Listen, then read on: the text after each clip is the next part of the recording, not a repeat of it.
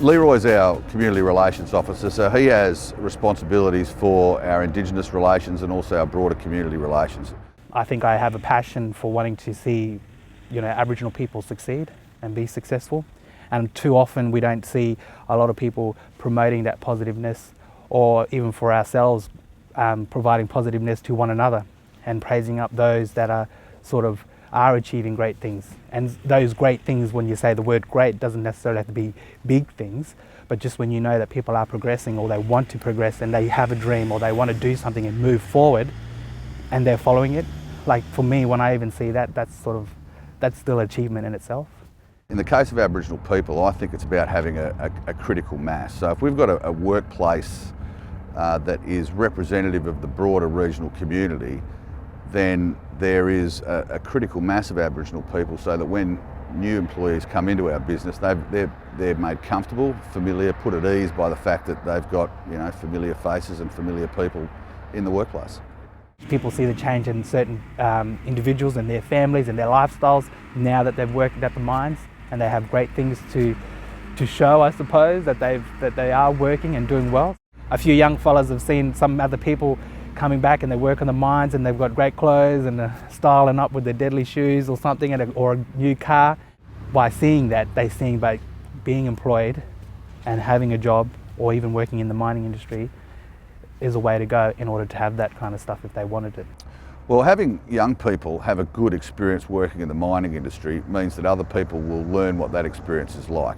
Young people are very well connected, whether it be through social media, Facebook, Twitter, or whether it be through direct social interaction or sporting environments. So if the young Aboriginal people that are working here have a good experience, then that good experience will be understood by other young Aboriginal people, and then they may be motivated not just to join mining at an entry level and come into our business, but they may choose to enter mining through going to universities, furthering their studies and perhaps studying metallurgy or mining engineering, surveying or geology, and entering the industry through that pathway. Well, me personally, I say to them, I don't blame you if you don't know what you want to do. I didn't even know what I wanted to do. And I said, but when I didn't know what to do, I just went out and tried anything. And I said, when you tried anything, it wasn't just a matter of just going there and showing up. It's like you had to put in the effort to actually know whether that was what you wanted.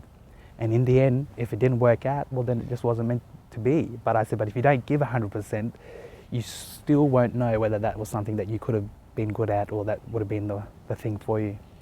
But either way, once you go out there and you try something, you've just learnt a little bit more than what you already knew, because you just gave it a try. Aboriginal people are involved with our mining, our operation of our plant, the maintenance of our plant, but also importantly, a significant part of our business is rehabilitating the land which we disturb. So the area behind us, that's mined now, that will be backfilled in a year or so's time, and a couple of years later that'll be revegetated on a pathway back to the original vegetation landscape prior to disturbance. There is a lot of work being put into making sure that the environment and the land is very, very well looked after. We have traditional owners, elders, juniors, come up and actually see what's happening, because the area where we are operating is very sensitive. Leroy is a fantastic communicator. Leroy can relate to people from all walks of life. He makes that bridge between the mining industry and Aboriginal people easier to cross.